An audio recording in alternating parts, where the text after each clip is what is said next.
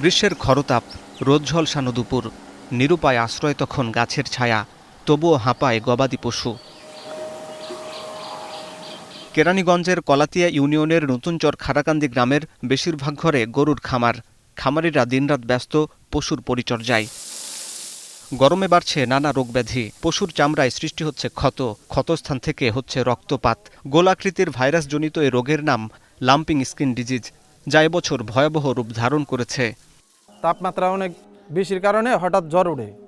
এই জ্বর ওঠার পরে এই যে রোগগুলি দেখা দিতেছে, মনে করেন এই জায়গায় জায়গায় এগুলি এটার মানে পুরা শরীর উঠছে, একবারে মাংস ভিতরে থেকে নেয়া বাইরে জায়গা। খামারের ভিতরে গরু আছে মনে করেন 18টার ভিতরে দেখা গেছে 10টা গরুরই এই রোগ এই বছর। আমগো এই খারাকান্দির ভিতরে যতগুলি খামার আছে, এই খামার প্রত্যেকটা খামারের ভিতরে সমস্যা। একই গ্রামের খামারি উকিল উদ্দিন কয়েকটি গরু নিয়ে বেশ দুশ্চিন্তায়। এ রোগে গত বছর একটি গরু হারিয়েছেন, এবারও শঙ্কা কাটছে না তার। এই যে এই গরুটা মনে করেন 2 দিন আগে ওই গরমের কারণে অসুস্থ হয়ে গেছে গা, এখন ওই যে ওই গরুটাও কাশতেছে। আজকে আবার ওই যে ওই দুইটাও খানা খায় নাই, সকালকার খানা খায় নাই 2টা গরুতে। তীব্র তাপদাহে উন্নত জাতের গরুর যখন হাঁসফাঁস অবস্থা, তখন ঠান্ডা রাখতে খামারে অনবরত ঘুরছে বৈদ্যুতিক পাখা। রয়েছে কিছুক্ষণ পরপর পানি খাওয়ানোর ব্যবস্থা। দিনে কয়েকবার গোসলের মাধ্যমে ঠান্ডা রাখতে হচ্ছে পশুর শরীর। হলিস্টিন ফ্রিজিয়ান জাতের এই গরুগুলোর উৎপত্তিস্থল ইউরোপের হল্যান্ডে। দুধ এবং মাংস উৎপাদনে এরা পৃথিবীব্যাপী জনপ্রিয়। শীতল অঞ্চলের এসব গরু অতিষ্ঠ এদেশে বৈশাখের 38 ডিগ্রি তাপমাত্রার রুদ্ররূপে। তীব্র তাপদাহে হঠাৎ করেই হচ্ছে অসুস্থ কিংবা এলিয়ে পড়ছে মৃত্যুর কোলে। 1 ঘন্টা 1.5 ঘন্টা আগে টেলিফোন করছে যে স্যার আমার গাভীটা তো হঠাৎ খারাপ তো পড়ে গেছে গা, পুরো ফ্যাট ফেলে আছে, আপনি আসে। আমি উপজেলা থেকে রওনা দিছি, যাইয়া তার বাড়িতে পৌঁছিতে পারি নাই। বাড়ির কাছে গেছি পরে শুনি কান্নাকাটি কীছে, কয় গাড়িটা মারা গেছে। এই কয়েকদিনে 5-7টা গরু মারা গেছে। অনেক গরু যেগুলা অ্যাবর্শন হওয়ার কথা না, এই অতিরিক্ত গরমের কারণে গরু অ্যাবর্শন হচ্ছে। প্রত্যেকটা গ্রামে প্রত্যেকটা ফার্মে বিভিন্ন পর্যায়ে অনেক গরু মারা যাচ্ছে। অতিরিক্ত গরমে গবাদি পশু যখন খাদ্য গ্রহণ কমিয়ে দিয়েছে, তখন দুধ উৎপাদন কমেছে 20 থেকে 30%, আর মাংস উৎপাদন কমছে প্রতিদিন, যা প্রভাব ফেলবে আগামী কোরবানিতে। আমরা গত 10 দিন 15 দিন আগে আমাদের ঘরের গরুর যা ওয়েট ছিল, এখন অ্যাভারেজে প্রত্যেকটা গরুর 20 কেজি 25 কেজি করে ওয়েট কম পাচ্ছি আমরা।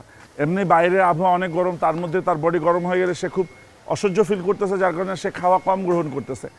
আমরা মেনটেন করার জন্য অনেক বেশি খরচ করতেছি, কিন্তু ওয়েট গেইনের জায়গায় উল্টা আমাদের ওয়েট লস হচ্ছে। তো এই মুহূর্তে কোরবানিকে সামনে রেখে এই জিনিসটা আসলে আমাদের জন্য একটু কষ্টকর। উন্নত জাতের গরু বাংলাদেশের তাপমাত্রায় কম সহনশীল, তাই 15 লিটারের দুধ দেয় এমন গরুকে দিনে কমপক্ষে 60 লিটার পানি পান করাতে হবে। পরিবর্তন আনতে হবে খাদ্যাভ্যাসে। প্রচুর পরিমাণে পানি খেতে দিতে হবে, ঠান্ডা পানি খেতেও দিতে হবে এবং তার গায়েও দিতে হবে। কারণ প্রথম গরু গরমের কারণে যে সমস্যাটা ভোগে সেটা হচ্ছে যে আমাদের যে ব্রেন আছে মানুষের মধ্যে, গরুরও কিন্তু হাইপোথ্যালামাস আছে, সেটা গরম হয়ে যায়।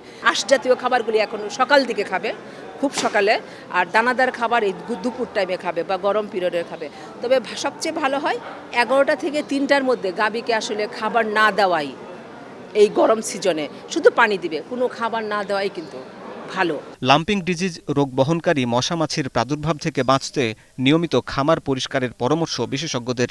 সকাল 10টা থেকে বিকেল 3টা পর্যন্ত এই সময়টাতেই এ দাবদাহের প্রভাবটা কিন্তু সবচেয়ে বেশি হয়। এ সময়ে গবাদি পশুগুলোকে ঘরের মধ্যে আবদ্ধ না রেখে যদি একটুখানি খোলা স্পেসে, একটু গাছের নিচে এই জায়গায় রাখা যায় বা একটা ছায়াযুক্ত রাখা যায়, তাহলে কিন্তু এই প্রভাবটা অনেক কমে আসবে। দেশে বেশিরভাগ খামার তৈরি হয় টিনের চালা ও বেড়া দিয়ে। প্রখর রোদে তা আরও উত্তপ্ত হয়ে তাপমাত্রা বাড়িয়ে দেয়, তাই তাপ সহনশীল খামার তৈরিতে তাগিদ দিয়েছেন বিশেষজ্ঞরা। আবহাওয়ার অনুকূল গৃহ করার জন্য আমরা বর্তমানে বিভিন্ন, আপনি যে শেডটা করেন শেডের নিচে আপনি বাঁশের একটা বেড়া দিতে পারেন, তাহলে সেই টেম্পারেচারটা অনেক কমে যাবে। আপনি যে তার খোলা ঘর, যে ঘরটা আছে গোয়াল ঘরটা, আপনি চারিদিক খোলা রাখতে পারেন, তাহলে বাতাসটা যখন পাস হবে এদিক থেকে ওইদিকে, তাহলে কিন্তু ঘরটা নর্মালি ঠান্ডা থাকবে। প্রতিটি উপজেলায় একটি করে জলবায়ু সহিষ্ণু খামার শেড তৈরি করছে প্রাণী সম্পদ ও ডেইরি উন্নয়ন প্রকল্প, যেখানে খোলামেলা পরিবেশে গবাদি পশুর খামার তৈরির ধারণা পাবেন স্থানীয় খামারিরা। হাসিব বিল্লাহ, এখন, ঢাকা। শিয়া বাটার, অ্যালোভেরা ও ভিটামিন ই সমৃদ্ধ লিলি বিউটি সোপ।